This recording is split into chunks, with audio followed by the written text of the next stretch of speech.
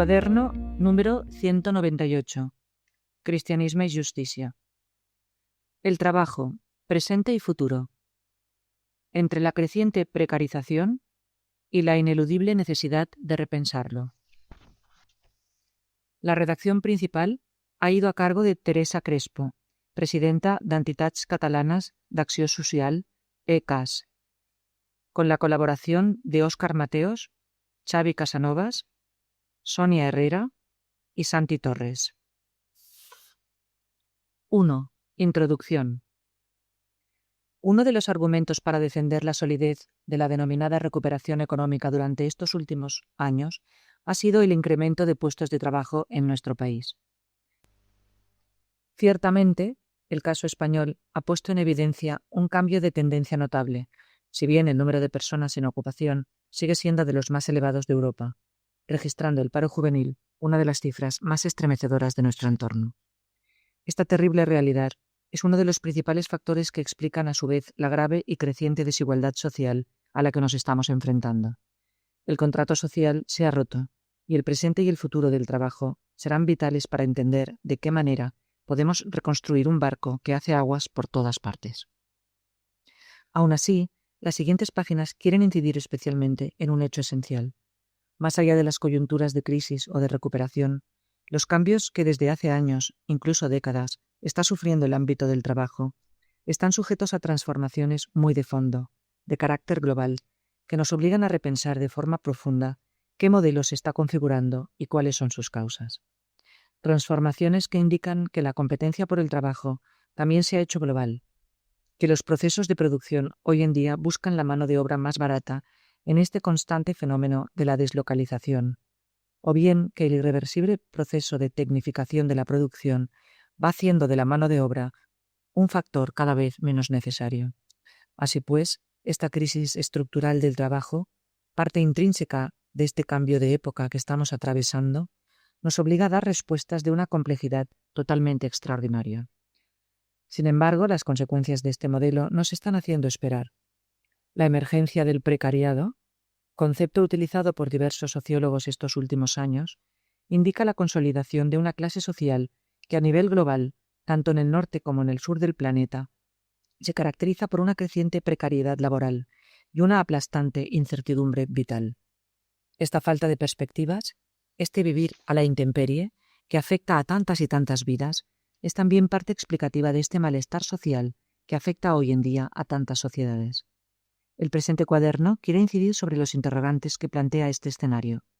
En la primera parte se analizarán las características del modelo de trabajo que se está configurando y las perspectivas que existen al respecto. ¿Qué escenario del trabajo ha quedado después de la crisis tanto en España como en el conjunto de Europa? ¿Cómo ha afectado en particular la reforma laboral aprobada por el Gobierno hace unos años a la realidad española? ¿Qué papel juegan los sindicatos en este nuevo contexto? ¿Qué caracteriza, en definitiva, el modelo global de trabajo que se está gestando? Este primer ejercicio de diagnóstico nos conduce a una segunda parte mucho más prospectiva, la necesidad de pensar y debatir respecto a las respuestas y alternativas que nos plantea este modelo de trabajo. ¿De qué políticas sociales e instrumentos disponemos desde los estamentos públicos para hacer frente a las causas y consecuencias de esta crisis? Ante esta realidad, ¿tiene sentido empezar a plantearse la posibilidad de establecer un mínimo vital que garantice el derecho a la existencia? ¿Qué nuevas formas, y no tan nuevas, de trabajo se están configurando en el seno de nuestra sociedad? Ante la escasez y la crisis del trabajo, ¿nos podemos imaginar nuestra vida y existencia sin el trabajo asalariado? Preguntas todas ellas fundamentales y que plantean la necesidad de entender la profundidad de los cambios que estamos viviendo y la urgencia de empezar a reflexionar y a debatir sobre alternativas al respecto. 2. ¿Qué modelo de trabajo tenemos y qué podemos esperar? Los cambios que han provocado la última crisis económica nos obligan a hablar más bien de un cambio de época que de una crisis cíclica del sistema capitalista.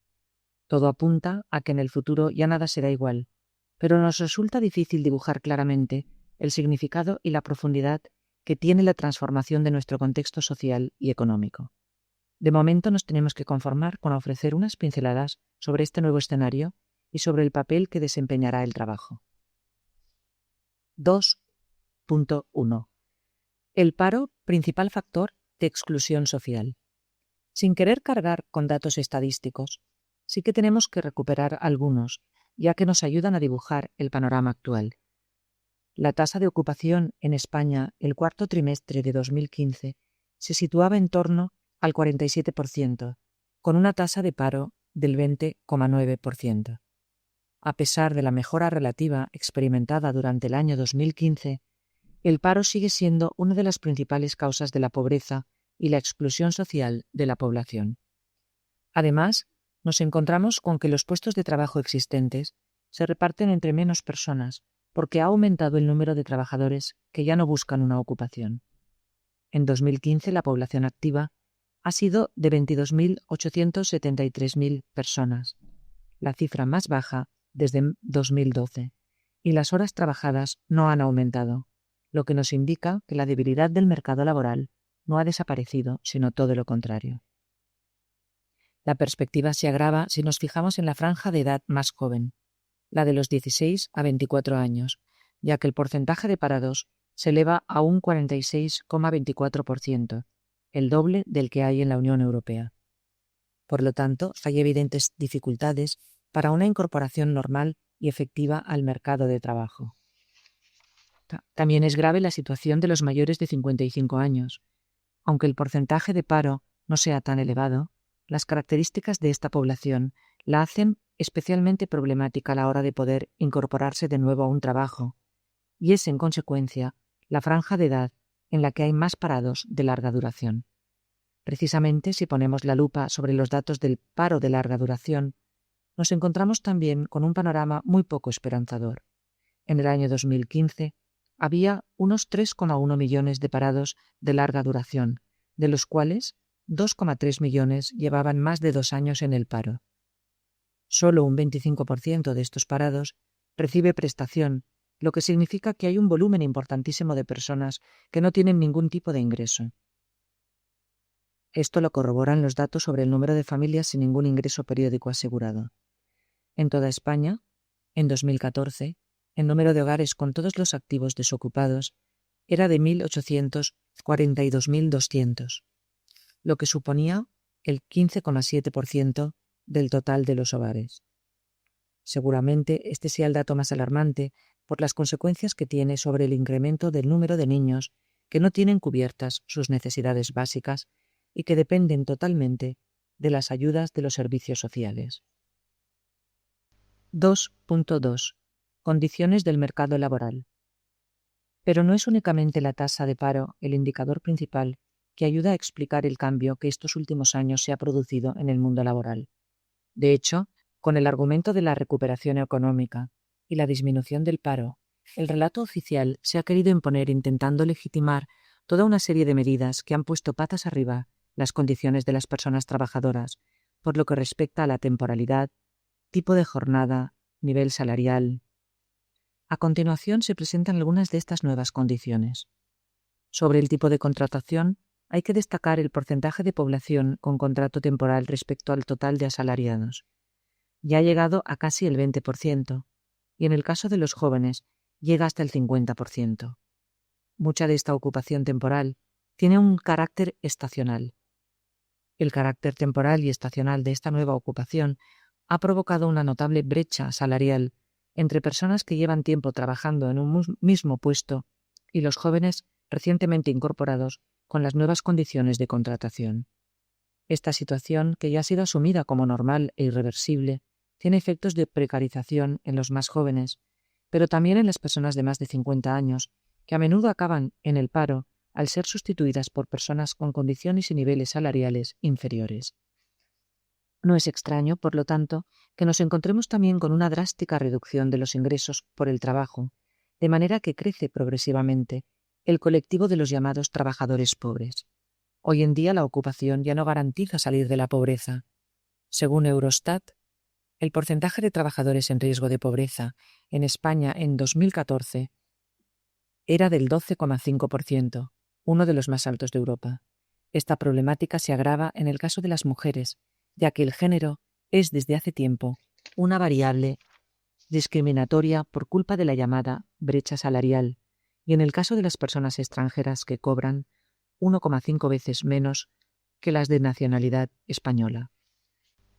En resumen, podemos decir que los datos indican que se ha producido un fuerte deterioro del mercado laboral, y esta pérdida de calidad ha dado lugar a diferencias contractuales y salariales que recaen fundamentalmente sobre los colectivos más vulnerables, como las mujeres, los jóvenes y una gran parte de las personas migradas, que son quienes están sufriendo con más fuerza estas nuevas condiciones. 2.3. Reforma laboral en España. ¿La precarización como salida a la crisis? Desde Cristianismo y Justicia ya dedicamos 2 cuadernos virtuales a la historia de las reformas laborales en España durante las últimas décadas. Sin embargo, aquí solo nos centraremos en la última reforma, la que impulsó el gobierno del Partido Popular en 2012. Mariano Rajoy, en su discurso de investidura de diciembre del 2011, proponía facilitar la contratación, haciendo especial atención a los jóvenes y a los parados de larga duración, potenciar los contratos indefinidos por delante de los temporales, haciendo que el despido sea el último recurso de las empresas en crisis.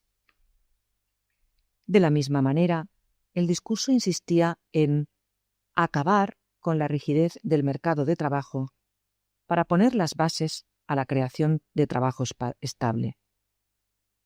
Todo ello llevando a cabo una profunda modernización de la legislación laboral al servicio de la creación de ocupación que apueste por una mayor estabilidad, una mayor flexibilidad interna en las empresas y que considere la formación como un derecho del trabajador.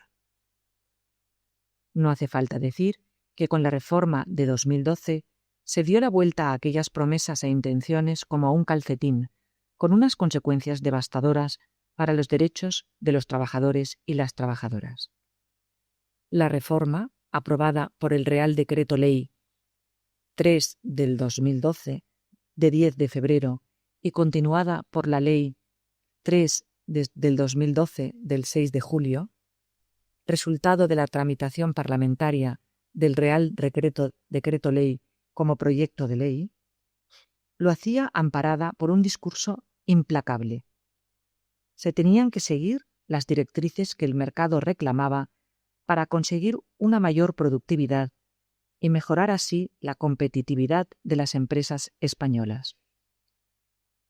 Sin embargo, su implantación ha tenido unas consecuencias colaterales que han cambiado de arriba abajo las relaciones laborales. Durante estos últimos años, se ha potenciado una contratación precaria que valora poco o nada el nivel de formación y el capital humano de las organizaciones, debilitando los derechos y la protección social de los trabajadores. En estas condiciones, no es extraño que crezca cada vez más la desafección, en especial de los jóvenes, hacia la actividad que lleva a cabo su empresa, debilitando el valor del trabajo y de la formación, y poniendo en grave peligro la cohesión social y la solidaridad entre los miembros de un mismo colectivo de trabajadores. Se ha querido primar la cantidad de la ocupación, pero no que esta ocupación fuese digna, estable, segura y con un salario justo. De repente nos hemos encontrado con una parte importante de la población trabajadora subocupada, un ingente ejército de reserva al servicio de un sistema productivo que no garantiza su ocupación y que por culpa de la precariedad laboral se encuentra con muchas dificultades para articular un proyecto vital con garantías. 2.4. ¿Qué papel tienen los sindicatos? 2.4.1. La reforma y el papel de los agentes sociales. Siguiendo con las consecuencias de la reforma, hemos querido dedicar un apartado a hablar solo de hasta qué punto ha quedado afectado el papel de los sindicatos por la nueva legislación laboral. Creemos que esta afectación ha sido sobre todo en 3 aspectos. A. La reforma ha ampliado de un modo muy exagerado el poder del empleador y ha debilitado la posición de los trabajadores y de sus representantes a la hora de establecer las relaciones laborales, tanto individuales como colectivas. B. La vía colectiva de regular el mundo del trabajo, a través de acuerdos y pactos, se va debilitando en favor de una relación mucho más individualista entre empresario y trabajador. C. La precarización, como ya hemos visto, más que suponer una adaptación de la estructura productiva española, solo ha logrado debilitar la posición del trabajador, cada vez más dispuesto a aceptar peores condiciones laborales. Debido a todo esto, los sindicatos están sufriendo una fuerte deslegitimación, con dificultades de adaptación y un cierto descrédito ante los cambios del mercado laboral. Su función de defensa de los trabajadores y el rol de interlocutor ante la empresa está siendo cuestionado desde muchos frentes, a veces incluso desde los mismos trabajadores, sobre todo por parte de aquellos con condiciones más precarias que los perciben como el refugio de un determinado perfil de trabajador que ha desconectado de las nuevas realidades laborales y defiende unos derechos que son vistos ahora, paradójicamente, como privilegios. 2.4.2. Más allá de la reforma. De todos modos, hay que decir que no toda la crisis de representación y legitimidad de los agentes sociales se ha debido a la crisis y a la reforma de 2012, puesto que también ha sido provocada por una revolución en el modelo organizativo de producción, que ha acabado afectando a las formas de participación y actuación de los trabajadores. Si antes una buena parte de los trabajadores se encontraba concentrada en polígonos industriales que facilitaban el encuentro, la asamblea y la posibilidad de concertar estrategias, hoy en día el hábitat del movimiento obrero ha desaparecido en buena parte por culpa de un capitalismo fortalecido y fundamentado en una economía globalizada, financiera y deslocalizada. La desintegración de la empresa, tal y como la habíamos conocido, ha conducido también a una desintegración del trabajo. Las empresas se instalan en un país o en otro en razón de los beneficios salariales y fiscales o de las bonificaciones que reciben de los gobiernos. Esta dinámica, volátil y cambiante, dificulta la presencia efectiva de los sindicatos, que por lo general no han sido capaces de agilizar sus estrategias. Además, con la dificultad de acceso al mercado de trabajo, o con su precariedad e intermitencia, mucha gente no tiene experiencia laboral y tampoco una conciencia de clase trabajadora que les lleve primero a una identidad compartida con otros y más tarde a la necesidad de articularse y organizarse en la defensa de sus intereses. Entonces los trabajadores se encuentran dispersos, sin ningún tipo de vínculo que los fortalezca. Esta dispersión favorece también la aparición de un capitalismo popular, que tiene como objetivo captar la ciudadanía para convertirla en cliente o comprador del sistema capitalista. Crece entonces entre la población la aspiración de formar parte de los que disfrutan de las ventajas del modelo, participando de la propiedad, del capital, de los bienes de producción y de otros privilegios, para escapar precisamente de unos ingresos que solo dependan del salario.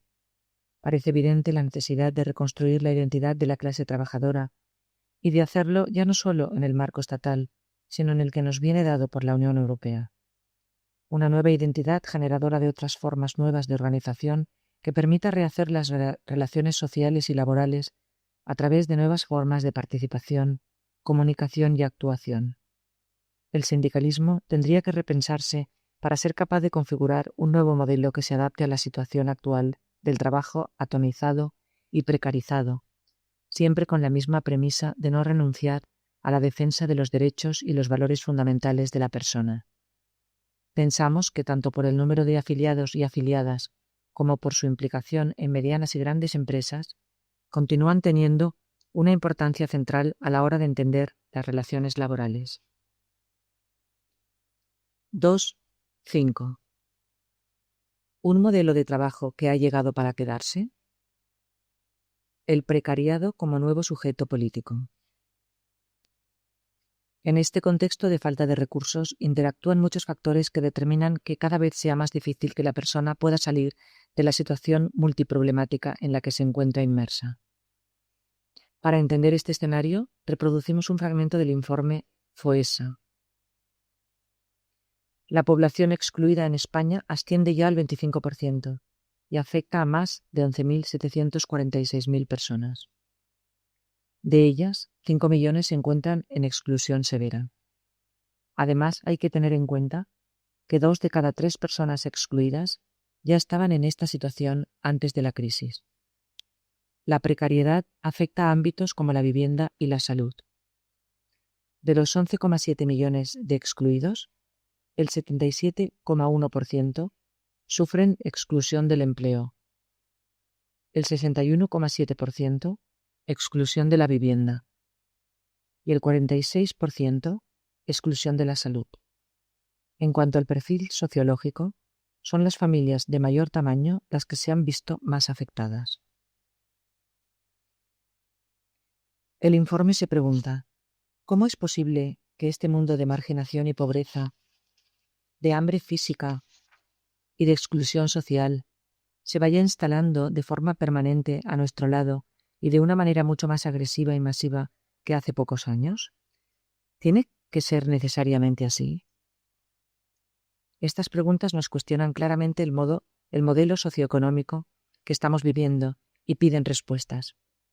A continuación, enumeramos algunas de las realidades que definen este nuevo panorama socioeconómico marcado por las desigualdades y la exclusión social.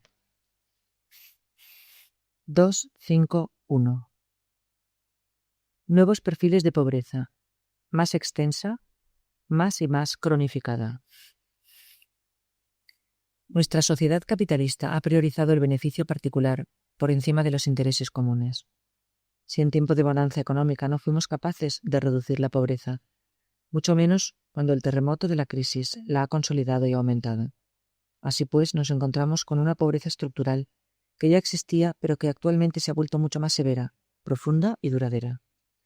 Se dan situaciones y experiencias que hace unos años eran impensables, como la existencia de muchas familias que no tienen ningún ingreso, que han perdido o están en riesgo de perder la vivienda, o que no pueden garantizar la cobertura de sus necesidades más elementales.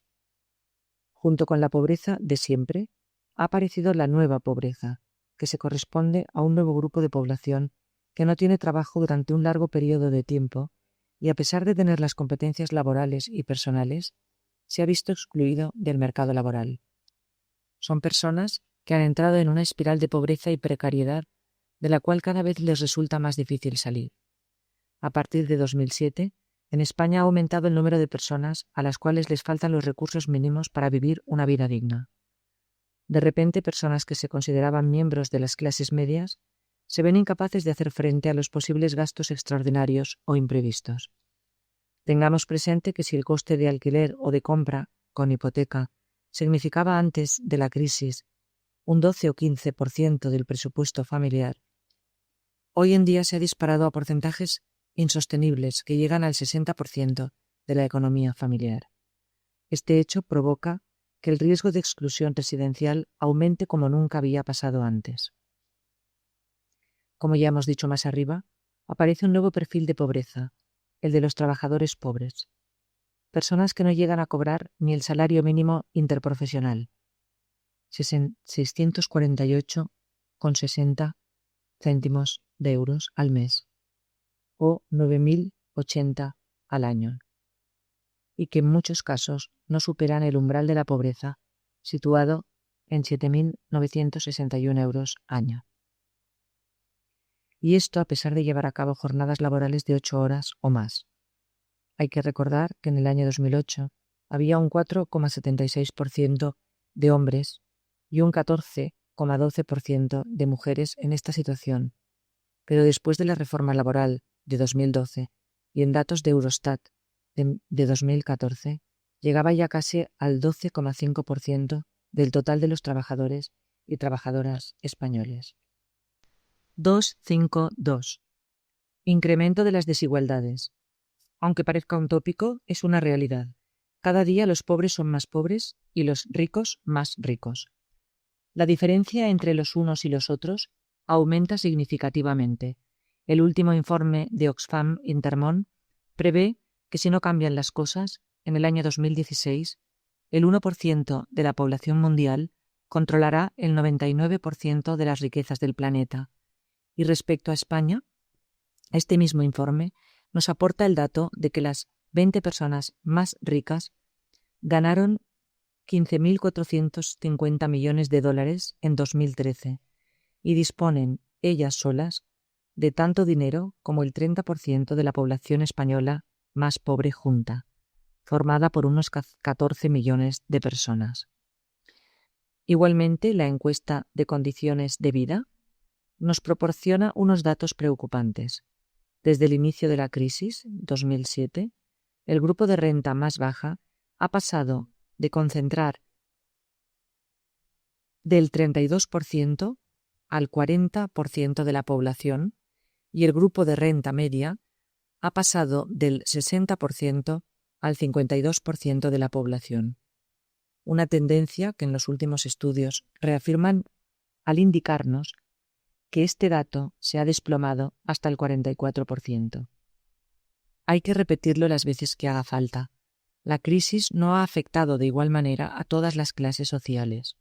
Cuanto más pobre es una persona, sufre mayor vulnerabilidad y tiene más dificultades para superar las situaciones adversas en que se encuentra. Por desgracia, los gobiernos han tenido muy poco en cuenta esta premisa en sus políticas fiscales y de protección social. 2.5.3. Una nueva clase social llamada precariado. Algunos estudios e investigaciones llevados a cabo en universidades del Reino Unido han popularizado una nueva concepción de la estructura de clases. 7 clases sociales que se distribuirían desde la élite en la parte superior de la escala social hasta el precariado en la parte inferior. Esta última clase se define como la clase de los más desfavorecidos, con bajos niveles de capital económico, cultural y social. Las personas de esta nueva clase, denominada precariado, tienen todo tipo de capacidades potenciales que les gustaría desarrollar, pero no pueden porque no tienen dinero. Sus vidas son inseguras y sin sentido, y solo pueden acceder a un trabajo precario que no les permite escoger. Así se ven forzadas a aceptar aquello que el mercado laboral les ofrece, porque les faltan las condiciones más elementales, como es el reconocimiento de los derechos sociales y laborales. Este precariado constituiría una clase muy heterogénea. Cada vez se incorporan más y más titulados universitarios, que tendría en común la inseguridad laboral, una inseguridad que los amenaza y que los hace sentir continuamente al borde del abismo y el fracaso. La presencia de este precariado, por el volumen que va adquiriendo y por las posturas extremistas y reivindicativas de sus componentes en defensa de unos derechos que no tienen, constituye una potencial fuerza social que permitiría la construcción de una nueva política colectiva hasta el momento inexistente. Su presencia nos lleva a afirmar, como veremos en la segunda parte de este cuaderno, que estamos ante nuevas formas de trabajo y otros modelos de regulación laboral que comportan nuevas ideologías y nuevas estrategias de organización. 2.5.4. Incremento continuado de los ninis. España tiene un 18% de jóvenes que ni estudian ni trabajan. Son los llamados ninis, expresión que no consideramos acertada porque conlleva una carga peyorativa. Este dato está directamente relacionado con el abandono educativo prematuro, que se encuentra a niveles altísimos. En España, el 24,9%, prácticamente el doble que en el conjunto de la Unión Europea, 12,8%. Siendo un factor sangrante para el futuro de los jóvenes y que exige mayor atención para encontrar vías de solución. Una de las características de este colectivo es la dificultad de inserirse en la vida adulta. Según las valoraciones que hacen algunos autores, su vulnerabilidad depende del nivel de estudios que llegaron a terminar y también está relacionada con el nivel de formación de los padres.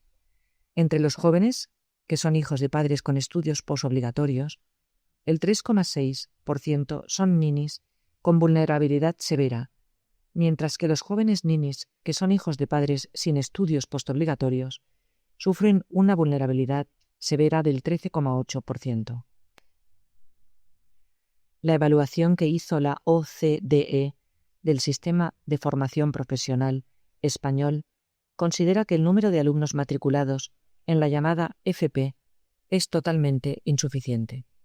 A pesar de que en estos últimos años ha aumentado un 22%, aún no tiene el prestigio necesario entre los jóvenes, lo que provoca que un 70% de los jóvenes opte por los estudios del bachillerato, unos estudios que no siempre finalizan, con todo lo que esto supone de proceso formativo interrumpido. La OCDE valora positivamente el aumento de la oferta de FP dual, que considera como una alternativa para superar este rasgo negativo diferencial que estamos sufriendo desde hace tiempo, a la vez que valora también los beneficios del aprendizaje en el puesto de trabajo, especialmente adecuado en el momento de la formación postsecundaria.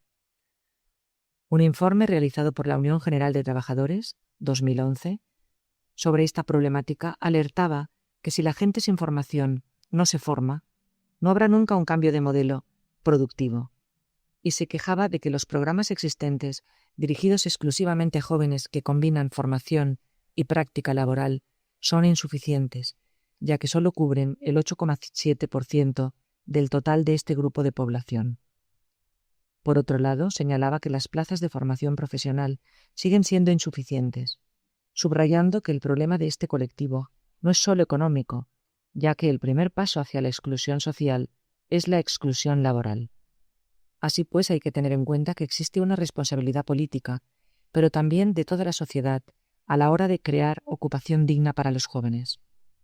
En definitiva, según este sindicato, la baja cualificación formativa es el auténtico problema del mercado laboral actual y destaca que el Gobierno no ha actuado para erradicar esta problemática, sino que, contrariamente a lo que sería necesario, ha suprimido escuelas taller y casas de oficio y no ha potenciado programas de cualificación profesional inicial, PCPI, dirigidos a los jóvenes con un nivel bajo de estudios para conseguir un mejor equilibrio entre la oferta y la demanda del mercado laboral y la planificación de la formación ocupacional. 2.5.5. Cambio de signo en el movimiento migratorio. Nos encontramos con un nuevo escenario, en el cual la emigración de la ciudadanía autóctona ya ha sobrepasado el nivel de entrada de inmigrantes. A pesar de considerar que la movilidad en un contexto de globalización es inevitable, lo cierto es que desde el año 2008 la tendencia migratoria es claramente negativa, por un lado a causa de la crisis que no ofrece oportunidades laborales a esta población de fuera de nuestras fronteras, y por otro, a un gran volumen de población autóctona joven que se ve obligada a buscar una oportunidad laboral en el extranjero.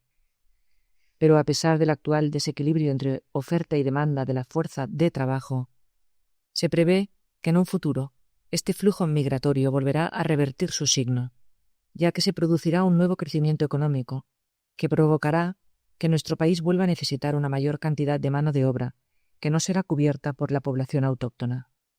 Así pues, nos encontramos en una situación transitoria que por razones demográficas volverá a cambiar. Hay que tenerlo en cuenta a la hora de adaptar nuestras políticas migratorias, últimamente demasiado centradas en la impermeabilidad de las fronteras y en los mecanismos de expulsión.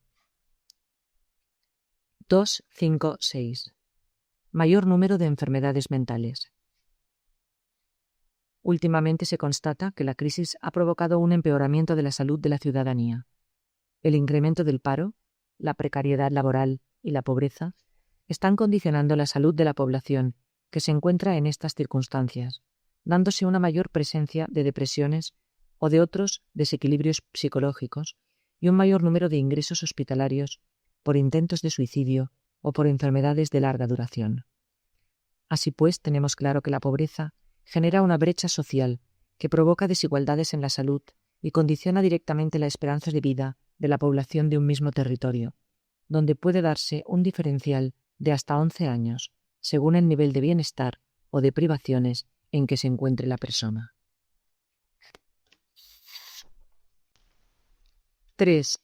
Repensar el trabajo, un debate ineludible.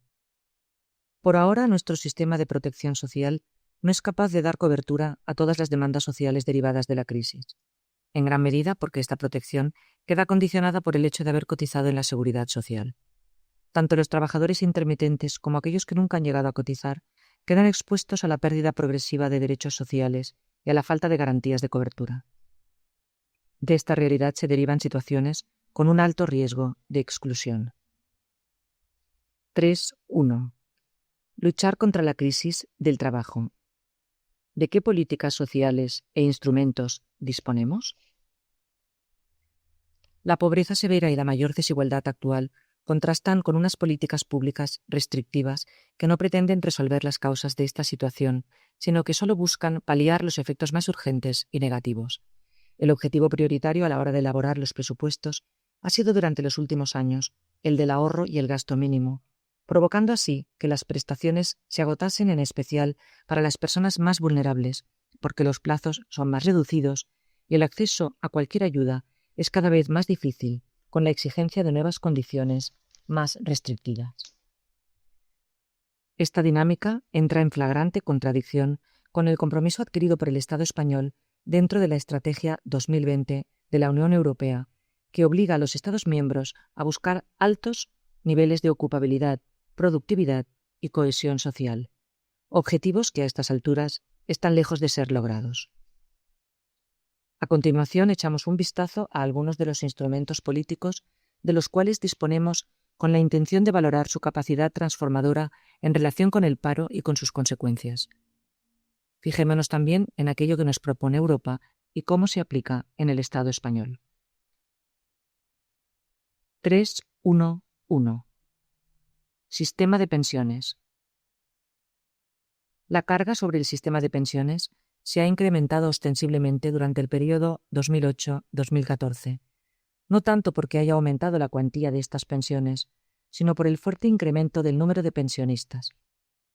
En el año 2014 había casi 1 millón más de pensionistas que en 2008, y esto ha sido fruto del envejecimiento de la población, pero también del efecto de la crisis, que ha llevado a muchos trabajadores a jubilarse de manera anticipada ante la imposibilidad de seguir ocupados.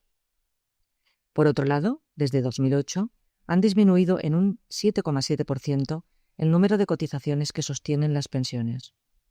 El riesgo de sostenibilidad del sistema ha sido precisamente una de las justificaciones de la reforma laboral y la incentivación de los llamados planes de pensiones de carácter privado. Así pues, aunque aumente la ocupación, difícilmente la contribución de los trabajadores en activo será suficiente para hacer frente al gasto de las pensiones generada por el envejecimiento de la población. Además, los salarios son cada vez más bajos y, en consecuencia, la aportación proporcional del trabajador es inferior. Por lo tanto, hará falta a corto plazo buscar formas de salvaguardar la correcta cobertura de la denominada población pasiva, tal y como se recoge en la Declaración Universal de los Derechos Humanos. Algunos autores proponen modelos alternativos de protección, como los que se han empezado a implementar en algunos países europeos con un modelo mixto, donde una parte de la cobertura de las pensiones se integra dentro de los servicios públicos con cargo en los presupuestos del Estado. Actualmente nos encontramos con jóvenes que llegan a los 30 o 40 años sin haber cotizado y con parados de larga duración que ya han agotado todo tipo de prestaciones. Se va dibujando, pues, para muchas personas un futuro oscuro si se mantiene el sistema actual. Pero al mismo tiempo, crece la necesidad de reconocer a toda la ciudadanía el derecho a tener unos mínimos ingresos en su futura jubilación.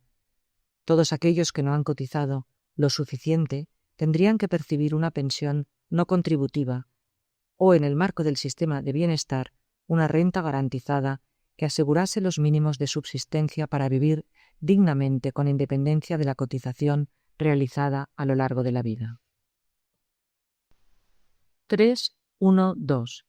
Prestaciones y subsidios estatales en el paro.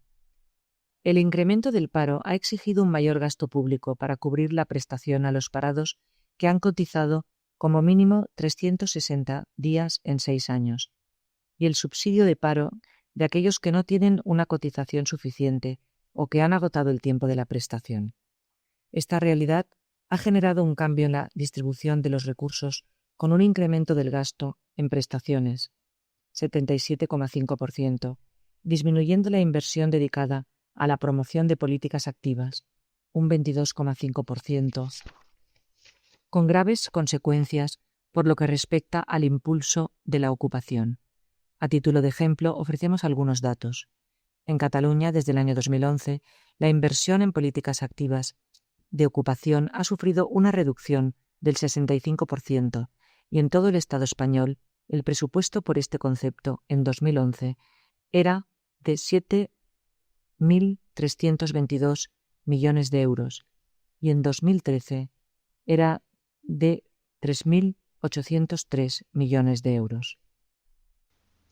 La tasa de prestaciones por desocupación en estos años se ha reducido en 19 puntos y el número de parados con prestación en 663.459 personas, lo que representa que aproximadamente en España hay 1.840.260 personas paradas que están excluidas del sistema de protección para el paro.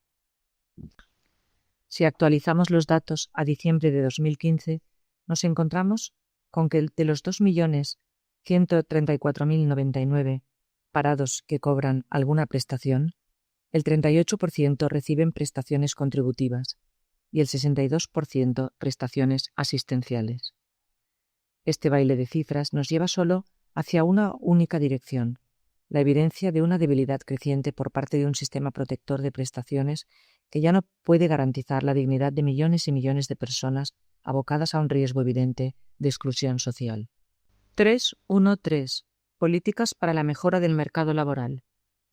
Todo ello nos obliga a preguntarnos cuáles tendrían que ser las políticas a impulsar para la mejora del mercado laboral. El proyecto sobre la ocupación en Europa enumera las líneas maestras que los países de la Unión Europea tendrían que adoptar para luchar contra el paro. Estas tienen una perspectiva global y abordan temas ocupacionales específicos, formativos y de protección e integración social. Encontramos medidas para reforzar las políticas activas del mercado de trabajo, incrementando la capacidad de ocupación de los servicios públicos, mejorando la eficacia, aumentando el número de ofertas de formación o contratando más asesores laborales. También se propone introducir medidas específicas para acercar el mercado laboral a los parados de grupos más desfavorecidos, personas con discapacidades, parados de larga duración y personas migrantes. Se introduce también el programa de garantía juvenil para ayudar a los jóvenes que no se encuentran en el mercado de trabajo, impulsando medidas para el incremento de las tasas de ocupación femenina, introduciendo cambios en los servicios de educación y atención a la primera infancia, o revisando la normativa sobre el permiso parental de cara a mejoras de conciliación laboral familiar y el fomento de la corresponsabilidad. Otras medidas relacionadas directamente con la ocupabilidad pasan por el aumento de los salarios mínimos, la mejora de los procesos de negociación colectiva, la aplicación de medidas fiscales para fomentar la creación de ocupación, el estudio de los sectores generadores de ocupación, el hacer frente a la problemática del mercado de trabajo informal o sumergido, etc.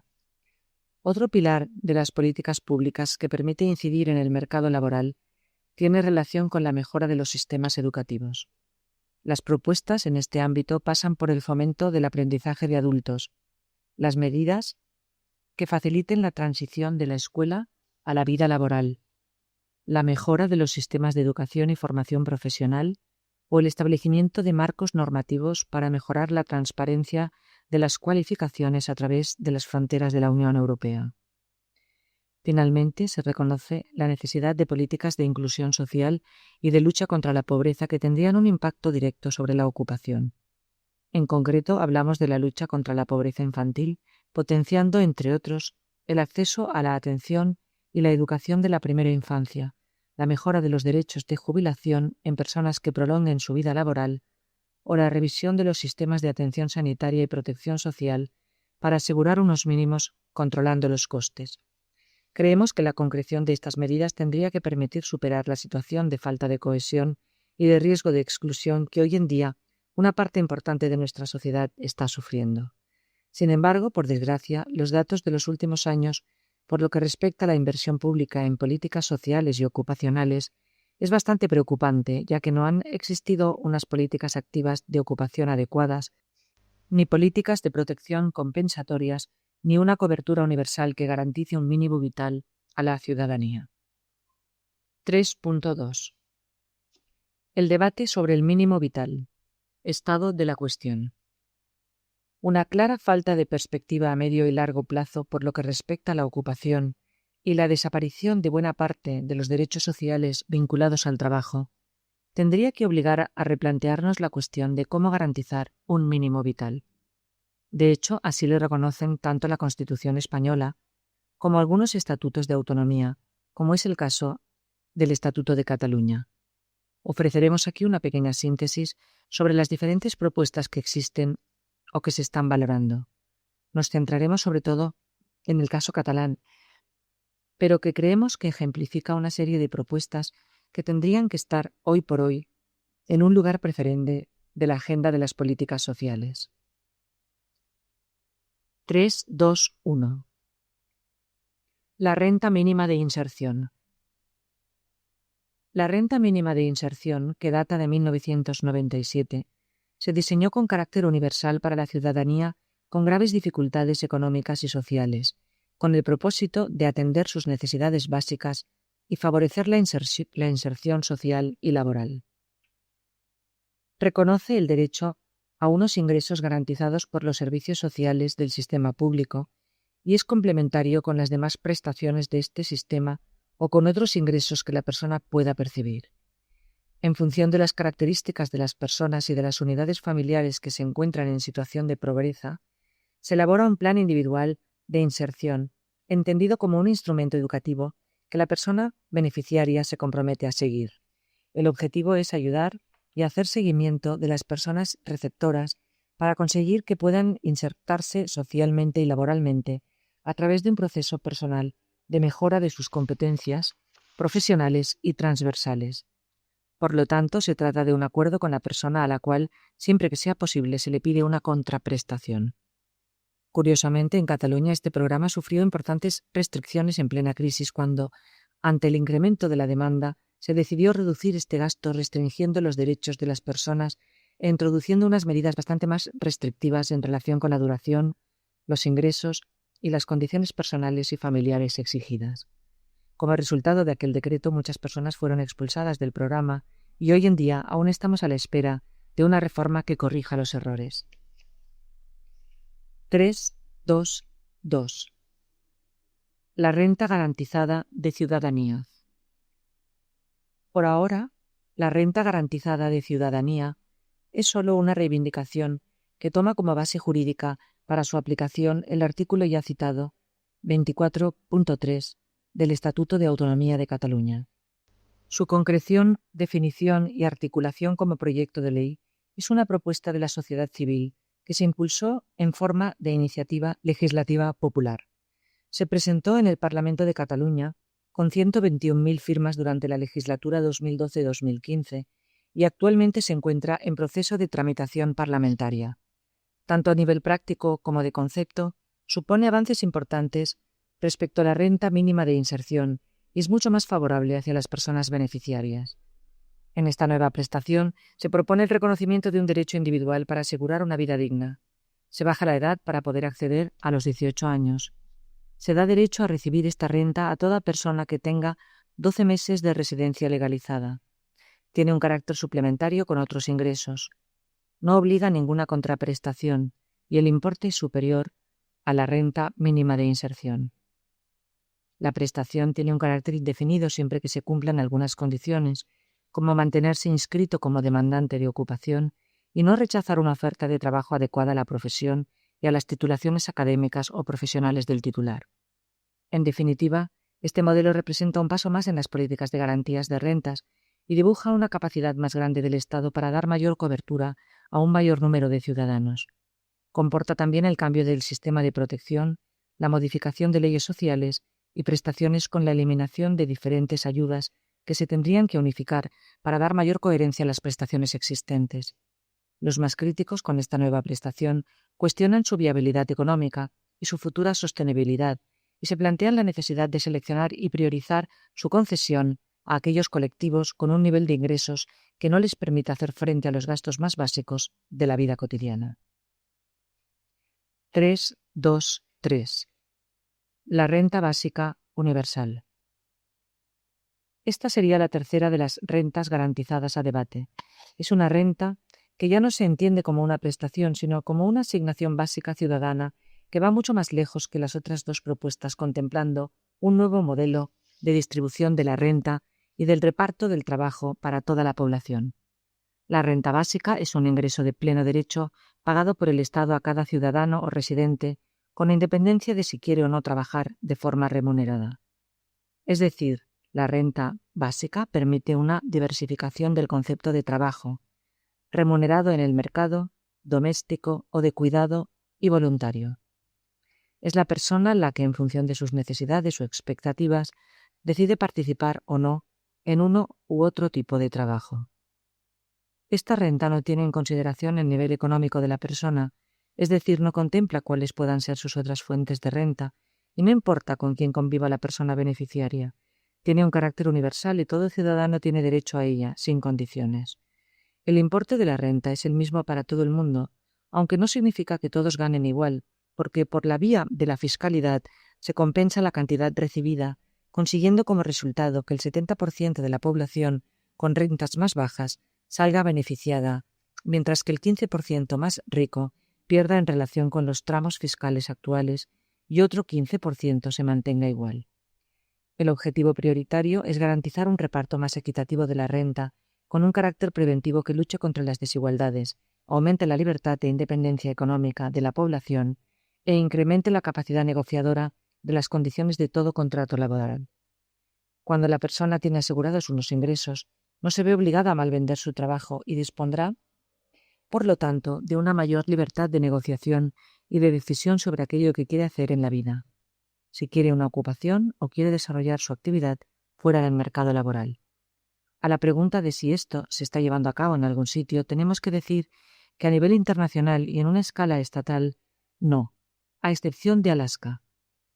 Y este es uno de los argumentos principales de sus detractores, que ven en la renta básica universal algo inviable y económicamente insostenible. 3.2.4. A título de conclusión. El modelo triangular de voz, salida y lealtad. En toda relación laboral se identifican tres elementos clave: voz, salida, lealtad, que se articulan y retroalimentan de forma triangular, definiendo la evolución de las relaciones laborales según la relación de fuerza de cada uno de los elementos. En la medida en que se disponga de una cierta seguridad personal y económica, la voz del trabajador tendrá más fuerza e inmediatamente variará la capacidad de salida. Es decir, si me explotan, puedo irme, porque mis mínimos vitales no están ligados a un puesto de trabajo que me explota, pero si me tratan bien, me quedaré y contribuiré con mi trabajo al enriquecimiento del proyecto. Lealtad.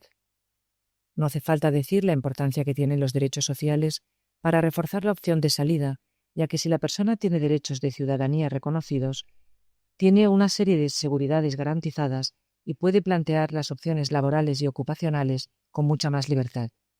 En cambio, si ésta se ve condicionada por una situación de pobreza, aparece la dependencia como única alternativa para sobrevivir, debilitándose estos elementos del triángulo y condicionando la capacidad de negociación. Así, la renta básica podría ser una de las claves para conseguir un buen funcionamiento del modelo triangular, ya que una renta incondicional, con un estado del bienestar potente, significaría el reconocimiento de los derechos sociales y la mejora de las condiciones de toda la ciudadanía.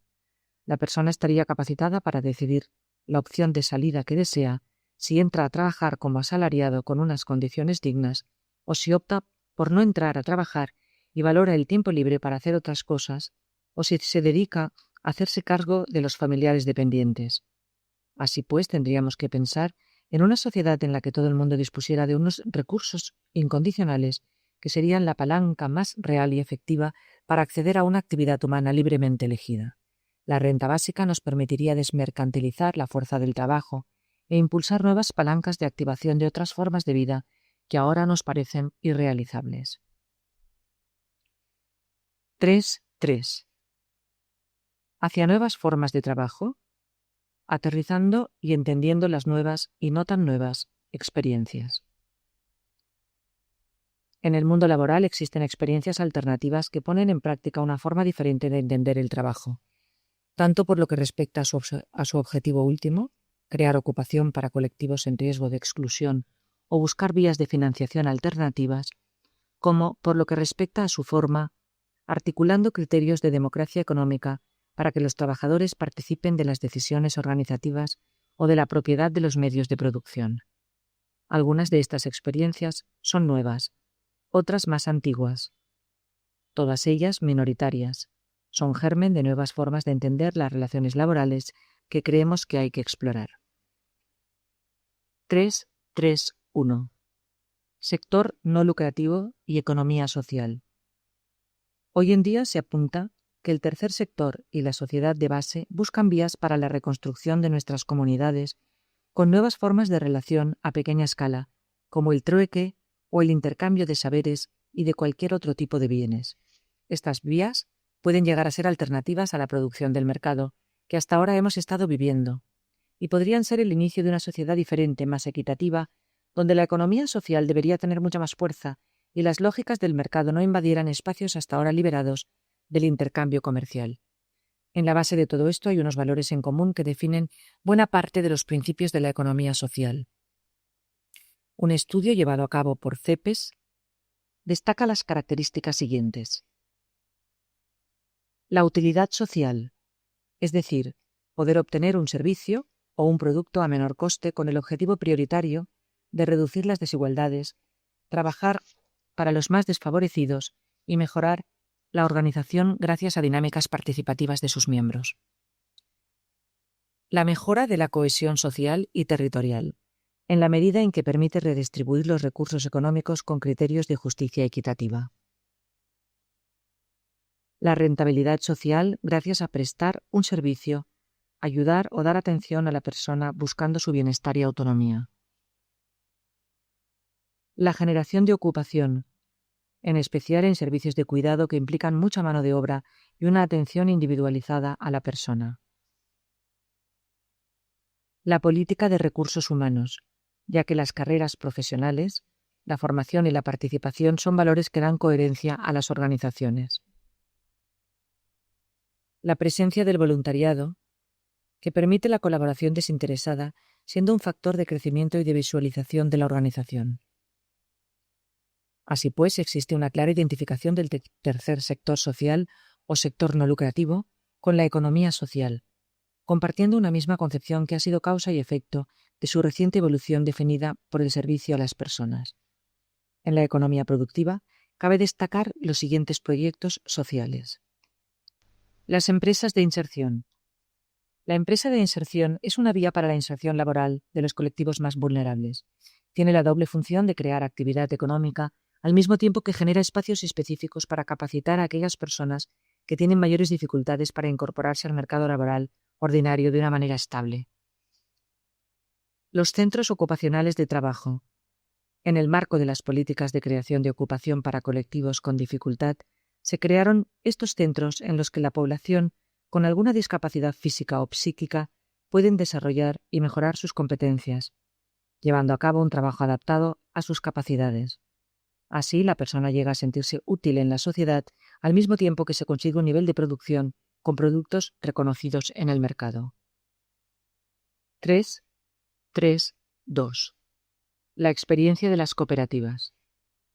El cooperativismo ha estado muy vinculado a la autoocupación y ha representado una salida en momentos de dificultades económicas. Aunque no siempre han tenido éxito, por lo general las cooperativas han soportado mejor que la empresa privada mercantil los ataques de la crisis y en el futuro pueden ser una buena alternativa económica. Las cooperativas se caracterizan por ser una asociación autónoma de personas que crean una empresa de autogestión democrática que se define por la participación, la toma de decisión colectiva, la corresponsabilidad de todos los socios, un trabajo compartido en beneficio de los trabajadores y de la organización y una regulación laboral consensuada que protege y vela por el bienestar de sus socios. El movimiento cooperativo en España, si exceptuamos algunas zonas, es débil. En la década de 1980 tuvo un fuerte tirón precisamente en un momento en el que cerraban muchas empresas. Sus trabajadores buscaban una salida laboral y esto los llevó a crear cooperativas. Ciertamente de aquellas muy pocas sobreviven en la actualidad.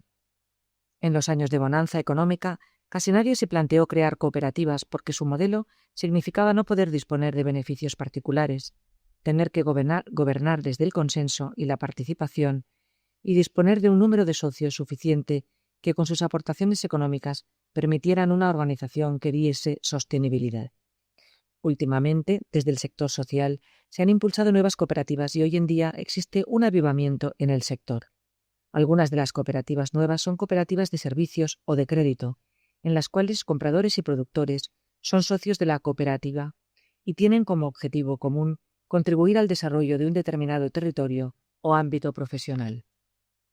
3.3.3. Nuevos modelos de financiación. La economía colaborativa. La dificultad de acceso a la financiación a través de la banca tradicional, muy criticada por sus implicaciones en la crisis financiera global y que hoy en día solo da crédito a un precio muy alto, ha obligado a la ciudadanía a buscar nuevas vías de acceso a recursos para aquellas iniciativas que tienen funcionamiento y lógicas alternativas. Experiencias del llamado crowdfunding, como Berkami o Goteo, buscan financiar iniciativas empresariales, culturales o artísticas. Lo hacen atrayendo a través de Internet públicos o usuarios potenciales que aportan dinero o saberes previos al desarrollo de la idea. Así se dota al emprendedor de capacidad financiera previa y de una estimación del éxito potencial de la propuesta. Habrá que estar atentos a estas nuevas modalidades económicas que están creciendo. La otra cara de la moneda son experiencias de signo más conservador, que buscan utilizar las nuevas herramientas digitales para ofrecer productos o servicios habituales eludiendo la regulación actual y el impacto fiscal de su actividad económica, gracias a la ingeniería financiera y a la tecnología de las redes sociales. Quieren compartir servicios e introducirse en el mercado, y si bien son cada vez más habituales y siempre bajo el principio positivo de la libertad y el bajo coste, compartir coche o casa, son muy cuestionables ya que compiten con el mercado tradicional con el agravio añadido de que algunos de ellos no contribuyen al erario público. Una alternativa de economía colaborativa de carácter financiero la encontramos en la banca ética, que tiene por objetivo la gestión del ahorro y la oferta de productos financieros con un carácter puramente social, entre ellas las cooperativas de servicios financieros como Coop 57, en las que sus clientes no priorizan la rentabilidad económica, sino social, financiando proyectos que fortalezcan nuevas experiencias de ayuda mutua, como son los avales mancomunados, personales, sin necesidad de notarios, con solo la garantía de la confianza personal. Tampoco olvidemos las asociaciones de comunidades autofinanciadas, ACAF, formadas por grupos de 10 a 30 personas que ahorran conjuntamente y con el dinero que recogen ofrecen un acceso rápido y sencillo a pequeños créditos. Estimulan el ahorro, potencian la colaboración comunitaria e impulsan el retorno de los créditos que los reparten de nuevo entre los socios. Las ACAF son un programa de educación financiera Learning by Doing, aprendemos mientras hacemos, que permite crear redes de apoyo entre sus socios, fomenta la confianza y el liderazgo y facilita el acceso a otros servicios como aseguradoras, vivienda, etc., consiguiendo su sostenibilidad sin fondos externos. 3.3.4. Otras propuestas. Economía del bien común. Esta opción, defendida por el economista austríaco Christian Felber, propugna, sin romper con la lógica económica del mercado actual, unos valores que aseguren el éxito de las relaciones y la felicidad de las personas. Propone aplicar incentivos que potencien la búsqueda del bien colectivo, confianza, cooperación, solidaridad y voluntad de compartir, buscando unos intereses no tan económicos sino de utilidad y de participación en el bienestar de toda la sociedad. Promueve una economía al servicio de las personas y tiene por objetivo redistribuir la riqueza y evitar las desigualdades. Para conseguirlo, crea una serie de indicadores a aplicar en la empresa y que se refieren a su sostenibilidad ecológica, participación en la justicia social, promoción de la dignidad humana, conformando así un balance del bien común como herramienta legalmente vinculante. Entre otras medidas, pretende cambiar la estructura salarial con mayor igualdad entre los diferentes niveles dentro de una misma empresa, para ganar más equidad y reducir las diferencias que tenemos hoy en día. Diferencias crecientes que no se pueden justificar ni por el nivel de responsabilidad en las organizaciones, ni por el tiempo de dedicación y trabajo. En este tipo de economía se defiende que las desigualdades de ingresos y de la riqueza han de limitarse mediante el debate y por decisión democrática, considerando aceptable, como máximo, 10 veces el salario mínimo legal. También valora la utilidad social de los productos o servicios ofrecidos, la participación y democracia interna dentro de la organización y el reparto justo de las cargas de trabajo. Ya existen bastantes experiencias en marcha en nuestro país y dentro del marco de la pequeña y mediana empresa que aplican los criterios de la economía del bien común. También han aparecido otras alternativas cercanas y similares, como son la economía civil, Zamagne, o la economía de comunión, Focolares.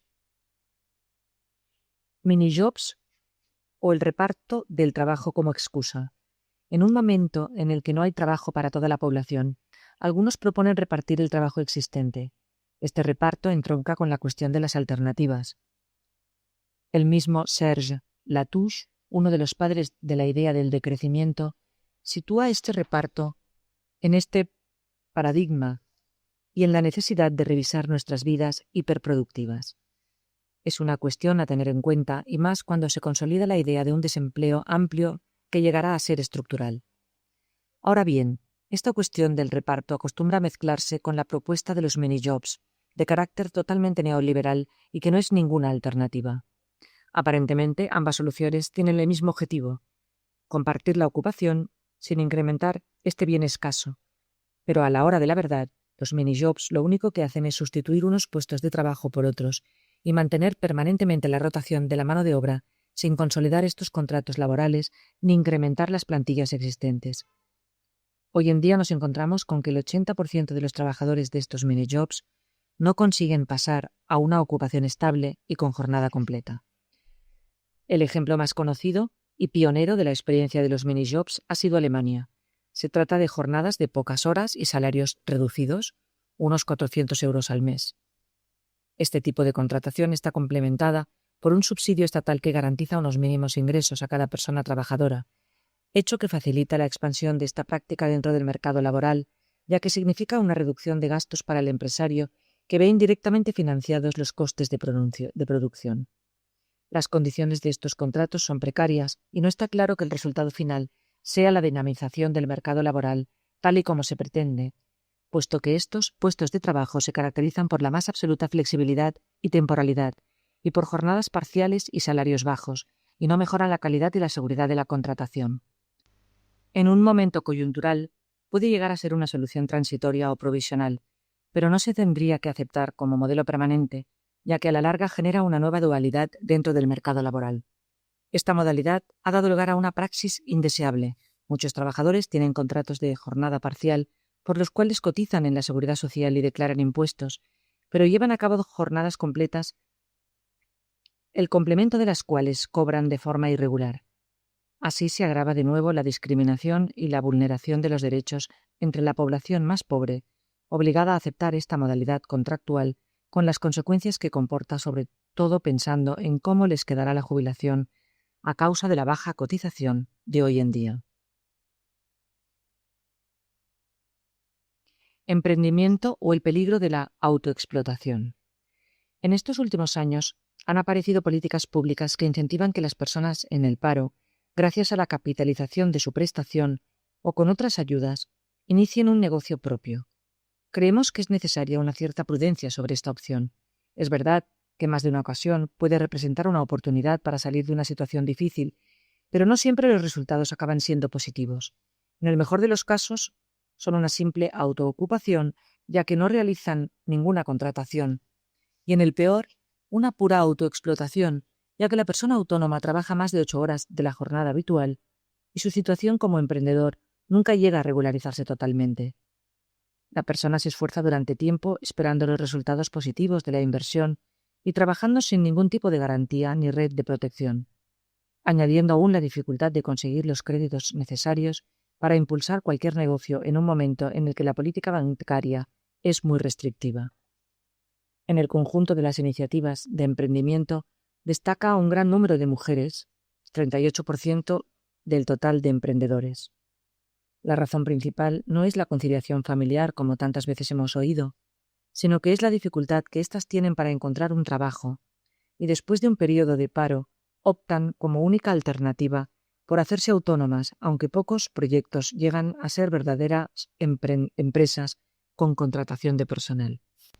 Bajo el discurso del imperativo del emprendimiento, potenciado tanto por el Estado como por el mismo mercado, se esconde muchas veces la incapacidad de revertir un modelo social que individualiza los riesgos y responsabilidades, haciendo a la persona no más autónoma, en el sentido amplio de la palabra, sino esclava de un modelo de éxito difícilmente alcanzable. 3.4. A título de conclusión, ¿podemos ir más allá del trabajo asalariado? Todos los cambios socioeconómicos de estos últimos años nos llevan a constatar una progresiva transformación del concepto del trabajo que evidencia que éste ya no tiene capacidad para evitar el riesgo de caer en la exclusión, dejando de ser el medio que asegura los recursos necesarios para una vida digna. El sueño de la plena ocupación ya no es posible y se está configurando otro modelo, en el cual encontramos nuevos actores, nuevas clases sociales, que se relacionan de una manera completamente diferente. Se nos plantea una nueva dualidad definida por un lado por la noción de trabajo ligado a un salario, labor, y por otro lado la concepción del trabajo, work, entendido en un sentido genérico que no implica una relación contractual ni un intercambio monetario. Según la primera concepción, tendríamos que defender la plena ocupación, pero por ahora quizá hay que repensar y revalorizar otro tipo de trabajo, centrado en el cuidado, la producción artística, cultural. No queda claro cuáles de estos dos modelos pueden ser más viables en la economía futura. Algunos autores afirman que al confundir el reparto del trabajo con el de la ocupación, no hay posibilidad de justificar democráticamente que el único acceso a la seguridad y al bienestar de la ciudadanía sea por medio de la ocupación. No podemos condicionar el derecho a una renta que cubra los mínimos vitales al derecho a la ocupación, cuando el sistema capitalista no puede garantizarla a todo el mundo, ni puede crear las condiciones que alejen la precariedad. La ocupación es un concepto dinámico y variable, según el proceso personal y el entorno social y territorial en el que se desarrolla, y por eso no puede ser la vía para la integración de toda la ciudadanía. En consecuencia, estamos obligados a repensar muchas de las cosas que hasta hoy han sido elementos que han sustentado nuestro estado del bienestar. La falta de ocupación nos obliga a buscar alternativas al trabajo, que ha sido durante años el eje estructurante de nuestro modelo socioeconómico. Es urgente innovar en la búsqueda de nuevas vías de participación, de creación de redes, de espacios relacionales, de hacer y de actuar por el bienestar de la comunidad. En definitiva, estamos pensando en nuevas opciones para la integración de las personas en una sociedad que ha de ser más inclusiva, que ha de potenciar la capacidad de crear actividad y que ha de priorizar a las personas y no el consumo ni el beneficio propio para la mejora de la cohesión social. La dicotomía entre los intereses del capital y el trabajo asalariado ha sido una constante histórica y muchos pensadores lo han puesto de manifiesto. Aristóteles hablaba del trabajo asalariado como una esclavitud a tiempo parcial, porque las personas que aceptaban este contrato quedaban desposeídas y se veían forzadas a aceptar la propuesta que se les hacía. El derecho romano citaba el contrato por obra y decía que una persona que sabe hacer cosas llega a un acuerdo con otra a quien entregará un bien a cambio de un precio, diferenciándolo del contrato en el mercado de trabajo, en el que la persona vende su propia capacidad de trabajo. Marx, uno de los grandes teóricos del capital, se reafirmó en esta idea del trabajo asalariado como esclavitud a tiempo parcial. Por otro lado, desde las opciones liberales, Adam Smith enaltece la figura del productor libre, del artesano que iba a vender sus bienes en el mercado, y al mismo tiempo, desde la libertad republicana, en el trabajo asalariado del mercado capitalista, se considera que la persona ha sido desposeída previamente y se ve obligada a agachar la cabeza y a aceptar las condiciones que el empresario determina. Este hecho presente, a lo largo de la historia, a pesar de suponer limitaciones a los derechos de la persona y una sumisión a la arbitrariedad de quien contrata, ha generado, en épocas de bonanza económica, el bienestar de la clase trabajadora. En definitiva, el problema no es la realización de un contrato, que en principio podría ser la garantía de un acuerdo a cumplir ambas partes, sino que la cuestión radica en las condiciones en que se cierra este contrato y en las circunstancias y situación de la persona que se ve obligada a aceptar unas determinadas condiciones, a veces muy injustas. Es necesario pensar en otras opciones de trabajo que no sea productivo, como es la participación de la ciudadanía en la cosa pública, la acción solidaria o el trabajo en la comunidad, que pueden ser motores de cambio, factores de cohesión social, generadores de competencias, de nuevos modelos de actividad que lleguen a convertirse en nuevas vías de subsistencia y verdaderas alternativas al trabajo remunerado. La existencia de esta realidad, fundamentada en la ciudadanía activa, implica la necesidad de que el Estado garantice a todo ciudadano el derecho a la cobertura de los mínimos vitales. También desde el precariado, como nueva clase emergente y sujeto político, se puede empezar a promover la transformación social con 5 principios de justicia social, según propone Standing. Unas políticas diferenciadas a favor de los grupos más vulnerables, siguiendo la lógica de justicia de Rawls. No regular solo a los trabajadores, sino también a los ricos ociosos. Fortalecer los derechos y reducir el poder de la discrecionalidad y de la beneficencia. Trabajo digno y satisfactorio en todos los sentidos, no solo remunerado, y contención ecológica. Otros autores ya han vaticinado el paso a una nueva economía, que cualifican como social, entendiéndola como aquella que está al servicio de las personas. Así, Jeremy Rifkin pronosticó, a partir de los procesos de tecnificación y robotización, el paso a una nueva etapa de la historia humana con un contingente de parados e infraocupados cada día más alto, y en la cual el trabajo ya no existiría para una amplia mayoría de la población. Hablaba de la era del posmercado, donde sería necesario pensar en formas alternativas al trabajo tradicional y con nuevas formas de disponer de los recursos y repartirlos. Llegamos al final de este documento, en el cual hemos intentado ofrecer una visión de las grandes transformaciones que a lo largo de los últimos años hemos sufrido a causa de la crisis, pero sobre todo a causa del modelo económico, de un capitalismo financiero y globalizado que ha desmontado el mercado laboral y ha sometido a una gran parte de la población a situaciones de pérdida de los derechos más elementales, con la falta de los recursos necesarios para vivir dignamente y la más gran desigualdad de todos los tiempos. Ante este escenario de precarización, vulnerabilidad y empobrecimiento de las clases medias, lleno de contradicciones que hace unos años nadie se podía imaginar, se nos plantean unos retos difíciles, algunos de los cuales hemos apuntado en este cuaderno, para transformar el mundo del trabajo en el horizonte de la justicia social. Tenemos el convencimiento de que solo un cambio profundo del modelo socioeconómico que priorice el bien colectivo, un estado del bienestar potente que invierta para garantizar los derechos de la ciudadanía y el desarrollo integral de cada persona, y unas políticas fiscales que promuevan una sociedad más corresponsable y equitativa, podremos vencer los obstáculos que hoy por hoy marginan a una buena parte de la población. A lo largo de estas páginas hemos hablado de otra economía colaborativa, solidaria, participativa, social, ética, del bien común, y en este sentido hemos apuntado experiencias que han cambiado determinadas realidades.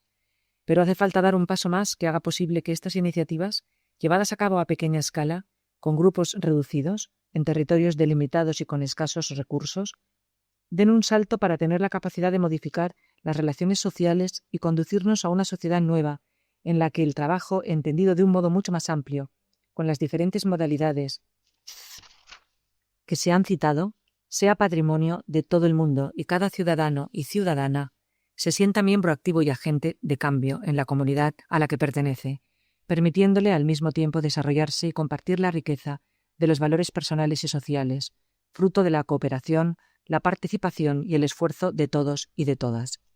En consecuencia, hay que exigir estos mínimos necesarios para que toda la ciudadanía, en cumplimiento de nuestras leyes, tenga asegurados unos ingresos mínimos para una vida digna y activa. Y después, poco a poco, tenemos que ir descubriendo estas alternativas que nos conducirán a la sociedad que deseamos. Ignacio Ellacuría nos instaba a revertir la historia, subvertirla y arrojarla en otra dirección, a superar la civilización del capital, a curar la civilización enferma. Por este motivo, aferrándonos a sus palabras, creemos que este texto no apunta a la utopía, sino más bien a una eutopía, justa y realizable, que pasa por la reconstrucción de la cohesión social y la edificación de una nueva identidad de clase adaptada a los tiempos, infaustos quizá, que nos ha tocado vivir. Fin. Cuestiones para la reflexión. 1. En la introducción a este cuaderno se afirma que estamos sufriendo una crisis estructural del trabajo provocada por factores muy diversos: globalización, deslocalización, implementación de procesos tecnológicos y robotización. ¿Estás de acuerdo? ¿Cuáles de estos factores crees que han tenido un peso más importante? 2. ¿En qué sentido es creíble el discurso oficial que afirma que la reforma laboral ha ayudado a reducir la tasa del paro? ¿Crees realmente que esta reforma u otras que se anuncian como pendientes mejorarán la ocupación y las condiciones laborales de las personas trabajadoras? 3. En relación con el papel de los sindicatos, el cuaderno habla de la necesidad, por parte del sindicalismo, de configurar un nuevo modelo que se adapte a la situación del trabajo atomizado y precarizado de nuestros días. ¿Qué tendría que cambiar en el actual modelo sindical para responder a esta situación de crisis y precariedad? 4. En el cuaderno se describe al precariado como una nueva clase social. ¿Estás de acuerdo con su descripción? ¿Conoces en tu entorno personas que vivan según la definición de este fenómeno? ¿Qué situaciones de vulnerabilidad observas en sus condiciones de vida? ¿Estas personas tienen conciencia de clase? 5. A propósito del papel de las prestaciones sociales, el cuaderno concluye que el actual sistema de ayudas es insuficiente, dada la situación en que se encuentran muchas personas y sus familias. ¿Hasta qué punto crees necesaria la implementación de nuevas prestaciones como la renta garantizada de ciudadanía o la renta básica universal? ¿Cuál de las dos crees que podría responder más adecuadamente a una situación de desprotección como la actual? 6. Respecto a las nuevas formas de trabajo, ¿cuál de las propuestas que concreta el cuaderno ves más realista y factible? ¿Conoces alguna experiencia práctica en que se hayan llevado a cabo este tipo de propuestas? ¿Con qué resultados? 7. ¿Crees que en el futuro llegaremos a una consideración más amplia del trabajo que la denominada trabajo asalariado? ¿Qué consecuencias podría tener esto sobre nuestra manera de vivir? Fin.